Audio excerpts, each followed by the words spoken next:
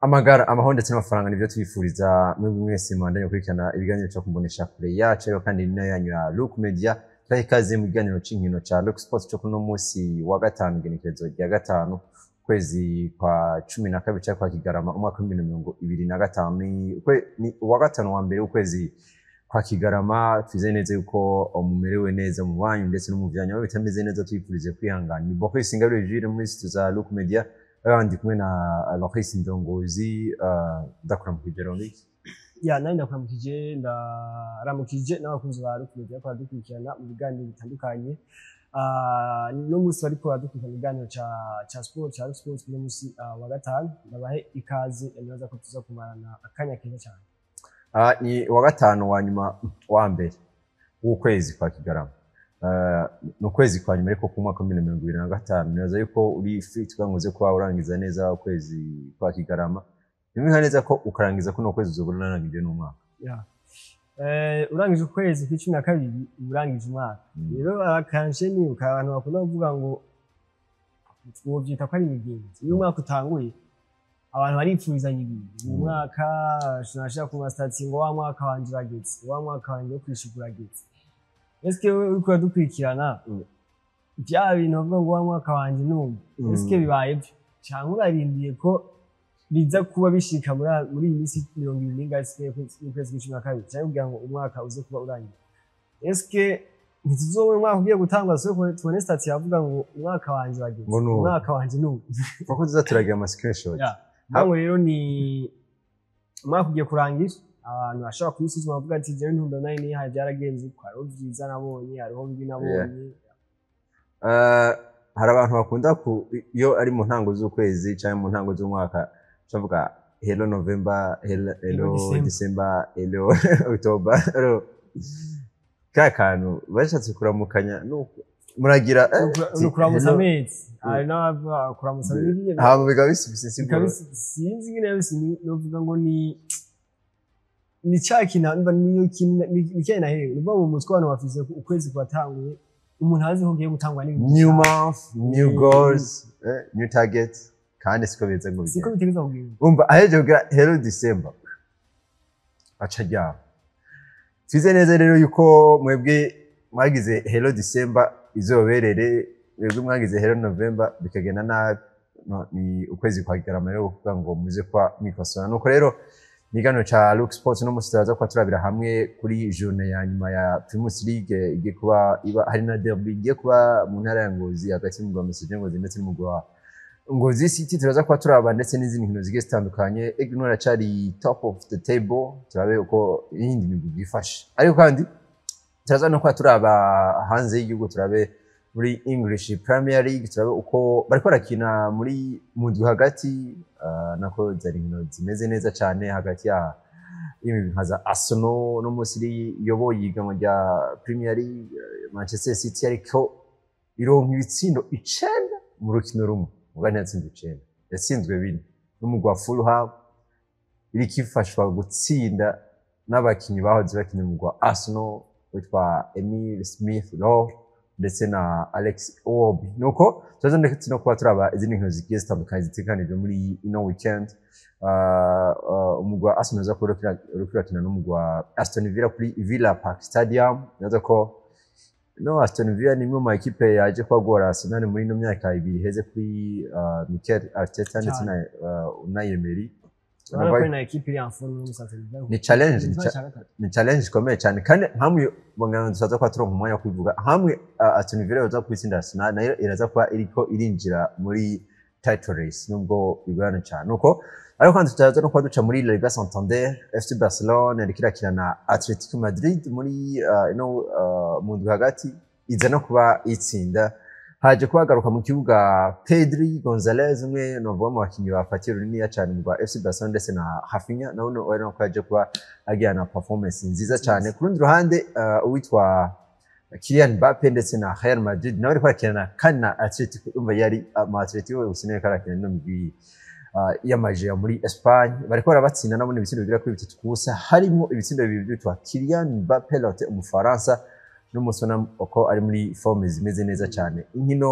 zigera kuri 24 amaze kwiza ibitsina birya kuri 30 muri nose ubona ko ari muri forme zimeze neza cyane Kylian Mbappe ariko kandi baraza no ko ariko barakina muri ino weekend turaza kwa turaba inkino zigeze zitandukanye nuko rero twifurize kumererwa neza mu banyu no mu banyu twifurize kuza kwana natwe muri kino kiganiro imbere ko dutangwa n'iganiro cyacu ratonze tumira amatike tuze n'ibyo by'amakuru yacu BCAB Internet Banking ni ubuhinga bugezweho ibanki BCAB yabashiriyeho umuntu ashobora kubukoresha akoresheje itelefone yiwe rimwe bita smartphone canke imashini atiriwe aragenda ku ishami rya BCAB. BCAB ntiyibagiye abarundi baba mu mahanga mu kubahuza n'igihugu cabo c'amavukiro biciye mu kugura ekonti bita diaspora account. Iyo konti uyikurikirana biciye ku buhinga BCAB Internet Banking. Tubibutse ko ubuhinga BCAB Internet Banking butashizweho kubera abarundi bari mu mahanga gusa ariko bwashizweho kubw'umunywanyi wese w'ibanki BCAB. Ibanki BCAB si banki ikorana n'abarimyi gusa nk'uko benshi bavyibaza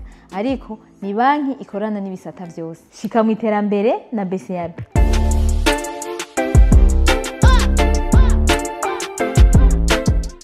Turasubiye kubaha ikaze kandi muri Look Sports novuye ko tuje kwa dutangura iganiro cacu cuno munsi nyezina badukiye kwa duhera muri Primus League baza ko bariko barakina journée ya nyuma ya Primus League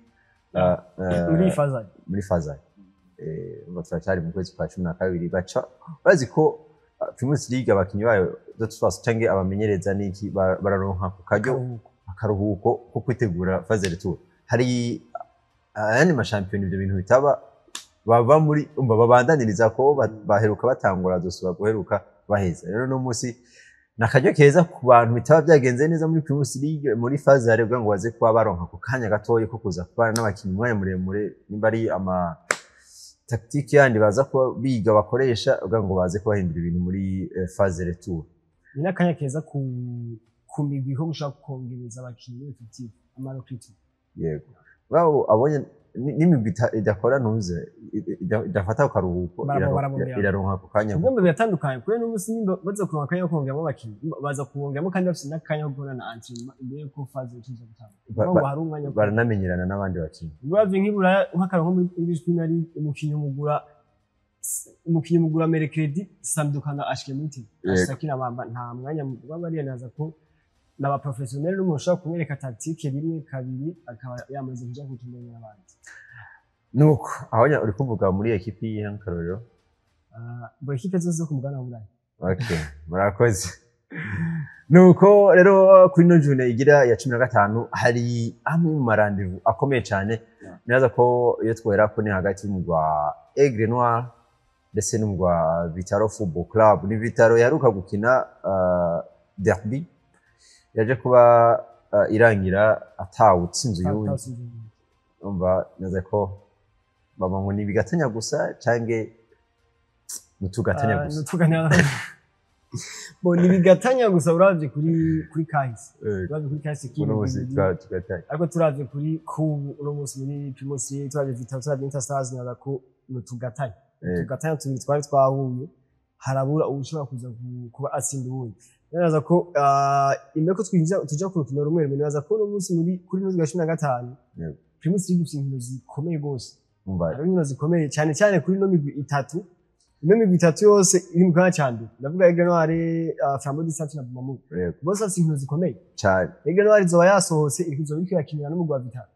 ikizo biri wabo ntizoba iri mu ntara y'Amakamba umugwa Flambeau du Centre ufite derby yo mu ntara Gitega derby Musongati Flambeau du Centre match ni imwe mu match zikomeye muri Primus League no munsi ni no mugwa Bumamu ufite Olympique Star kandi bazoba bayisanze mu ntara Muyinga kuri stade Umuco ariko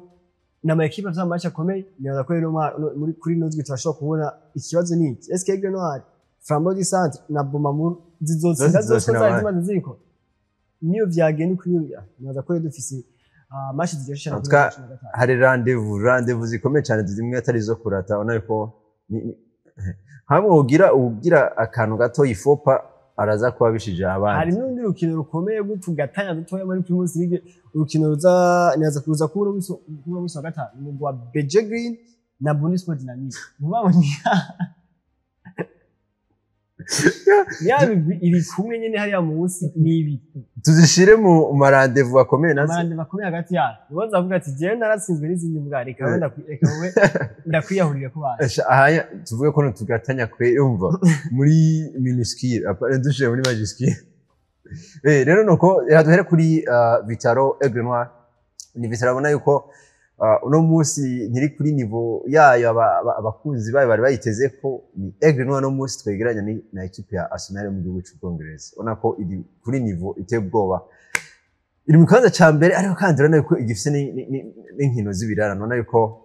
ni avantage nini ya cyane irenze gusumba iyindi migwi turavye ko abagenzi abakiye bayo baza ko bari korakina n'abandi n'abakinyi n'imigwi ikomeye ubona ko ishobora kuza ikikura imbere byoroshe ubwo Vitaro Football Club bonaza ko ntibiza kuba byoroshe niza kuba byoroshe kuko ni urukino mbere uzuza kubera hano mu gisagara cya Bujumbura muri Stade Intwari yego ariko ni Aigle Noir Vitaro baza kunya kuri Stade Intwari ni urukino rutazogoroshe kuko iyo ababaye mu ntara cy'ibitoki bavuga ati Vitaro afite avantage y'ikibuga mu cy'ibitoki bosi nivyo siyo bagira ati mugabo bakinira match nyinshi kuba muri kuri Stade Intwari ni equipe zibiri ziri nete Aigle Noir irafite avantage kuko yakinira match abiri iri kurakira muri Champions League CAF Champions League yara imbere ko bakina izo nkino baragira imyimenyerezo iminsi itari mike nibaza ko Aigle Noir afite avantage gatoya katire par rapport ya Vitaro ariko ni bose baza bari kuri terrain na Aigle Noir ni miss mikeya usa uyiteranya usanga ni miss 5 ngahe mugabo Vitaro ni mwiri wabo abafana hakera abakunzi ba Vitaro benshi ntibari mu cibito bari ngamu saga iyo ni avantage Vitaro ifise kuri fanatisme abafana bazo bahari kuri Stade Intwari rero ko Aigle Noir ntabwo uzo byoroshe ko ni Vitaro urabona ko ntihagaze neza si kuri même calibre n'umugwa wa Aigle Noir ni equipe urabona ko irafise amafaiblesse ahantu henshi atandukanye par rapport à Aigle Noir ariko Vitaro iguma ari Vitaro nivyo ntibikonta cyane ngo isware n'iki ariko Aigle Noir yoza nivyo urukino bari kwakina baje ko batsinda ibitsindo bigera kuri 8 batsinda mu rwa Kansas United biraza ko yabaye big shame ikomeye cyane ku ruhande rwa Kansas United ara ko ni Aigle Noir iri favori cyane imbere ya Vitaro ariko turashobora kubona agasirikwizi gato yakaboneka match ni kweli uko match ni Aigle Noir yaranganirije nibuka match ni banganirije ngaho kuri Stade Intwari muri saison nyene match banganirije muzima baje ko banganiriza kuri Stade Intwari no musa turashobora kubona Vitaro nyene ije igashobora guhagarika Aigle Noir bishoboka Aigle Noir no musi naza ko iri kuri ku muvuduko twokwita ko nta kosa itegereje gukora surtout ko tugeze kuri match zikonta numva ngo nka muyotsindwa ino match Flambeau du Centre kaza kwitwara neza ntizi ukungene bizogenda kuri match z'ibirarane bishobora no kugenda nabi navyo numva ko itegereje gushamo ingufu nyinshi cyane ntibona yuko hoba hari akantu iyo barashatse kuvuga Aigle Noir mu gutsinda mu Kansas United ibitsindo bigera kuri 8 kipe numva ko zinamenyeranye naza ko mbere wanashima sinzi ko twazita derby ariko nako kameme harimo iyo rivality ikomeye cyane hagati ya Aigle Noir ndetse n'umugwa Kansas United no munsi rero bagiye kuba bahona na Vitaro ntitwaba twitega ati kakana aje kubijyankone aje kubikuta Kansas United iraza no kuba ikubita kuri nibaza ko bibon twavye urukino rwa Kansas United ni Kansas United yatangiye kwatsinda ibitsindo bibiri ku busa yego Aigle Noir yaje kugombora batanze ruje kuri ku mukinyo wa Kansas United yego rero tushoboka ati ibitsindo baje kwitsinda kubera kuko bakinye mwanya munini badakwiye Kansas United rero umugwa Kansas United ni nguvu sikirenga imbere y'Aigle Noir n'ibikora by'amakarito rouge ku migwi imwe nivyo tuzaza kushika kwa hari imigwi imwe bidakora by'amakarito rouge hari imigwi zanga ikikina 11 igasumbwa n'uwo mugufise abakinyi 10 bonyene mu kibuga nazo kushika ko mukanya ariko Aigle Noir sinijya mbere sinzi ibitsindo nibuka ko ari ukino basinze ibitsindo wa Municipal Dynamique ubona ko Aigle Noir ku kintu cya attack cyangwa cyo gutsinda ibitsindo iri distinga cyane ariko ntitwovuga ngo bijye ibitsindo 8 kuri Vitaro byoshoboka mugabo barashaka kuza bakayisi gusinda Vitaro erega sinzi kuri abibona muri Primus League ubonye ibitsindo 3 deja ni gitangaro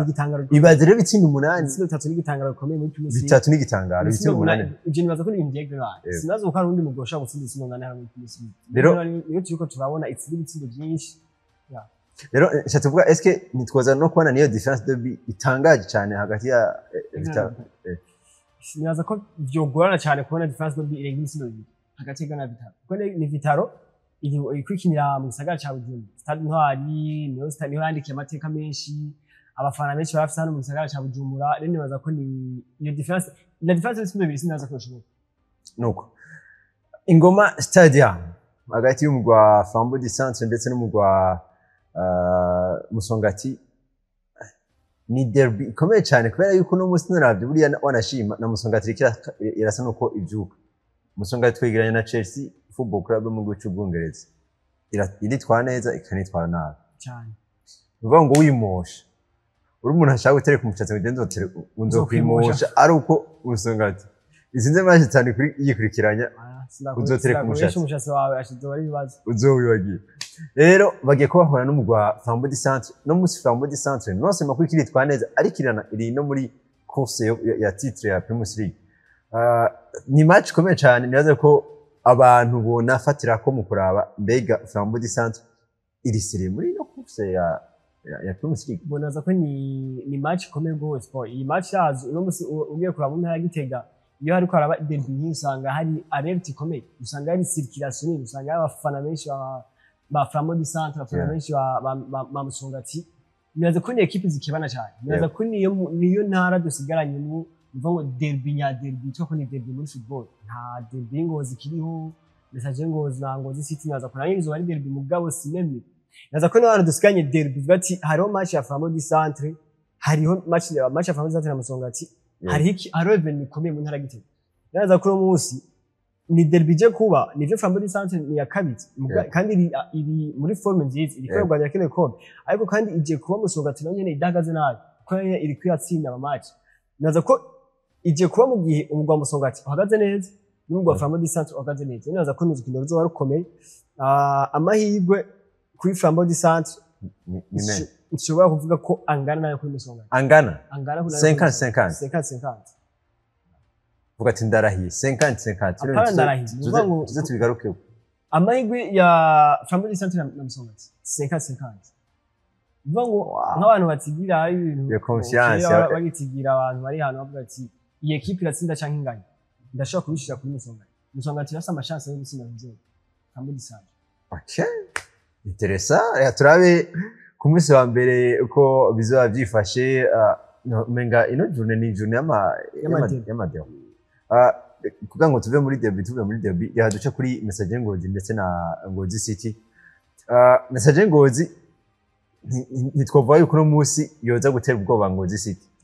cyatuve ko Ngozi City yatera ubwoba Message Ngozi. Nibaza ko ari binini, nibaza ko tubicurike uno munsi Ngozi City niyo yatera ubwoba Message Ngozi. Urazi ko n'igihe buriya Message Ngozi yari kuri igikomeye haragera igihe nubwo bari kiritwara neza handi ishitse mu ntara Ngozi bicara bakavuga ati ndibuka ari igihe Ngozi City igeze kubatsinda ibitsindo bigera kuri 3 ku busa kandi iri muri forme nziza. Message Ngozi ari turiko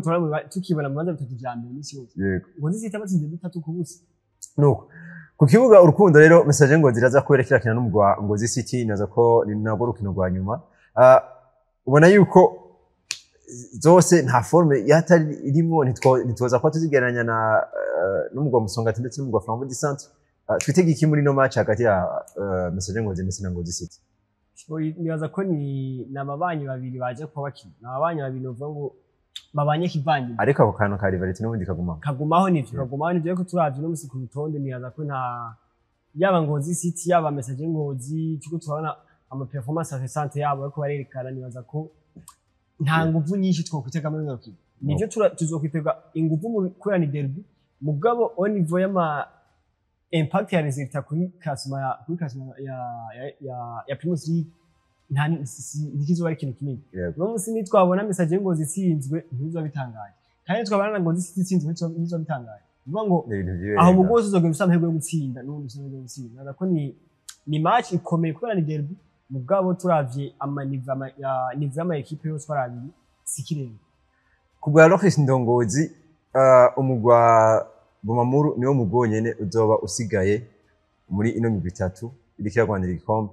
uzoza gutsinda umugwa Olympique Star. Nivyo cyane ko ni ikintu cyambere kigoye kandi kigoye cyane. Ubwo rero kubwa Rohis Ndongozi turabihinduye nta mugwi no muri uri kuragwanira igikombe cya Premier League uzotsinda match nimwe muri no weekend. Ndaza umugwi usamahirwe yo gutsinda ko wavuze Vitaro irashobora guhagarika umugwa Aigle Noir. Umugwa Flambeau du Centre wo wavuze yuko nayo kuri Musongati. Ubwo rero turahise kuri Olympique Stade amahirwe make umugwa mbere usamahirwe make no munsi no mugwa Bumamuru kuko n'ubwo Olympique Star twamaze rero kuvuga yuko ubwo rero sindongozi nta mugwi n'umwe uriko aragwanira igikombe ca Primus League uzoza gutsinda journée ya nyuma. Journée ya nyuma n'imiburi hatsinze nyinshi n'umuguma gusa. Aigle Noir nufise amahirwe par rapport ya Flambeau du Centre par rapport à Bumamuru. Aka gaparti kazogaruka kandi muri émission ya kubera Bumamuru igiye ukina equipe igoye Olympique Star. Olympique Star uyisanze mu gisagara ca Muyinga. Kuri stade Umuco nibaza ko ni equipe ya mbere rigoye kwatsinda. Ndibuka mu mwaka uheze nibaza ko ari mu mwaka uheze Aigle Noir ariko yagwanye ikombe na Bumamuru. Hari sinzi ko ari mu mwaka canke Havana Pass. Hari Havana Pass. Aigle Noir ariko yagwanye ikombe na Bumamuru. Hasigaye nk'inkino zingahe zanyu nke. Aigle Noir yari imbere yaje kubihagarika n'umugabo wa Olympique Star Bumamuru yasubira imbere. Nivyo Bumamuru mu nkino zibiri canke zitatu zanyuma citakaza amanota Aigle Noir yasubira imbere. Niyo yaje kuba etwari igikombe. Ariko nako Olympique Star uyisanze mu ntara ya Muyinga. Cyane cyane aho uri equipe witegura kumeye uriko agira iki amahirwe ni make cyane ku Bumamuru amahirwe ni menshi kuri Olympique Star yo gutsinda Bumamuru Flambeau du Centre nibaza ko amahirwe dufise yo ni make cyane Aigle Noir irashobora kuba roguhanganya urino Kenzo nje Aigle Noir ifise basi amahirwe aboneka igiye gukina na Vitaro ku kibuga Intwari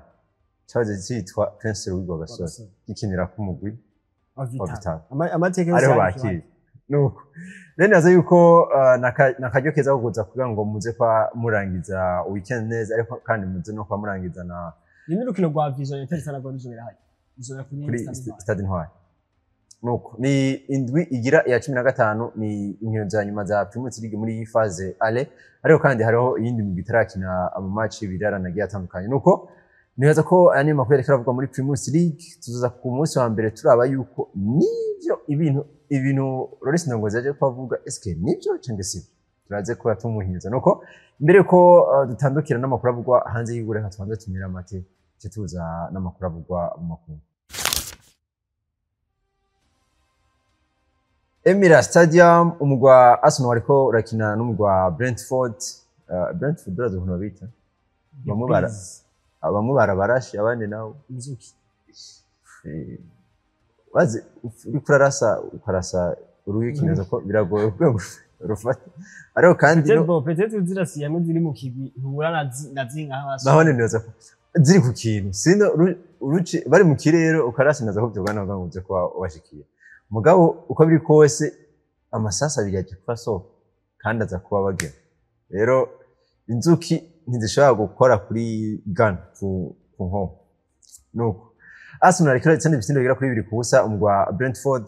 inkino zaje kwa ziba ntitwaza kwa tuzigaruka ko kiretse yuko twavuga yuko Chelsea the Blues Stamford Bridge yaranganije n'umugwa Arsenal igitsindo kimwe kindi ariko kandi kuva ku munota 45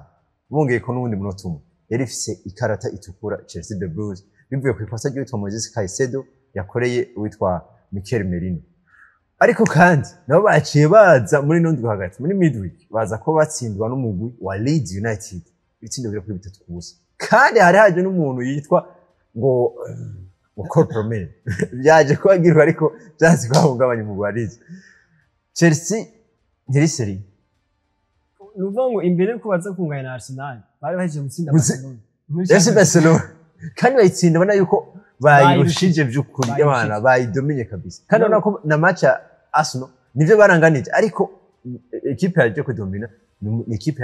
ya Chelsea avec 10 personnes vango ni equipe idashobora kubona ivyayo neza neza vango no musi yazigatsinda ejo ikanganya ni no gutsinda ni bavuga ati muri football ibintu bitatu no gutsinda no kunganya no gutsinda no bwanchese amategeko yubahiriza byose navuga ati jewe sino kumatsinda simwatsinda nabandi ko ndarenga yakansinda ekanganye nikazanatsinda mbwo ciza kura ese uno wese we kwagira performance uwo mfumo ubona batsinzwe n'ino migwi yo hejuru za Villa za Newcastle United no mugwi wa Leeds United n'umugwi uri hariya munsi kuri bottom bivuga umuganiro n'umugwi twibukanye ko waheruka mu ndwi yahera wakije umugwa Man City barako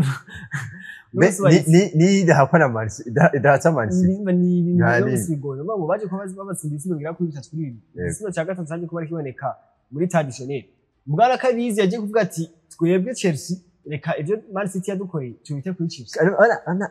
agatsindo kaje kuba kabona bahura na City kaje kuboneka umva bose bihebuye witwa Phil Foden baje ko bihebuye no muzi nabo baca bati buriya twabonye ukuntu witwa Pep Guardiola aje kwatubwira reka Enzo Maresca nawe ntaza kwata nitwotsindwa na papa n'umwana kuri Pep Guardiola reka tumwihorere ku munyeshuri yego no ibisindo bigera kuri 3 ni byinshi mu Gwarizi bigera kuri ni domination tempo naraza ko ni Chelsea hari ibintu byinshi bikigora nigeze kubivuga siniki kiganiro gatwa turiko niyo ngo Chelsea ifise problem ya ifise abakinyi benshi Enzo Maresca riracamugoye ngene ashobora kugira team yiwe do base no ahindagura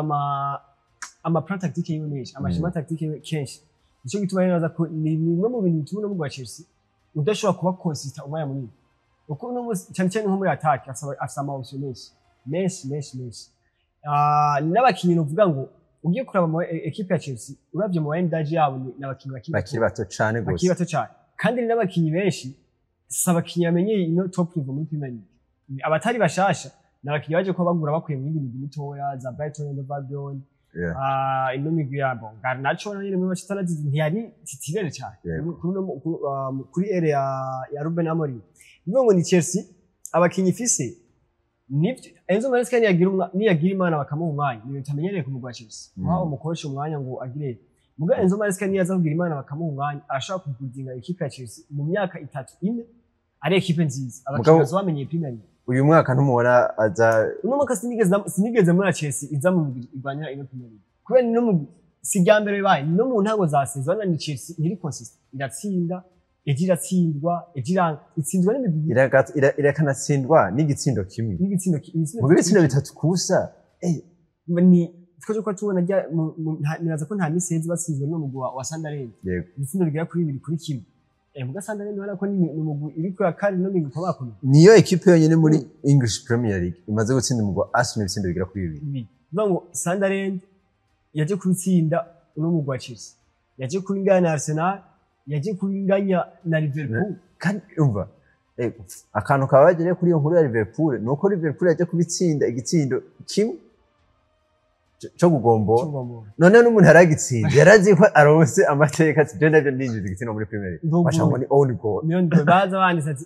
Imana rugura imiryango Florian Nisatse igitsindo cyo cyane ngo ni own goal ara ko ni sanda naza ko iri kuri niveau kameme ona kuva igarutse muri Premier League nayo ko yagarukanye akantu k'akanyirigabo itagira ubwoba bwo guhura n'umugwa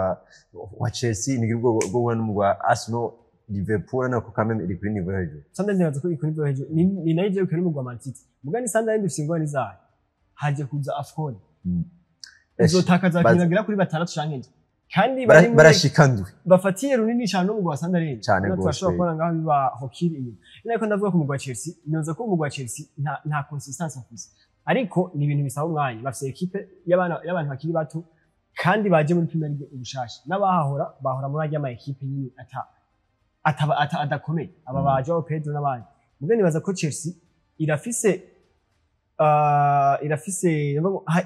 quality yo kuza kuba equipe nza muri Premier League nkuko twabonye Arsenal Arteta yaje muri 2019 aramaze imyaka igera kuri 6 ubona ko ku mwaka agenda ariyamirira rero Enzo Maresca ni aronka umwanya bakamwemerera bakamuha umwanya nibaza ko Chelsea ni equipe tuzobona mu myaka n'imiburi basi 3 nuko Enzo Maresca ndetse n'abahungu bibona ko ibintu ntibyifashe neza uno munsi baratsinda ryo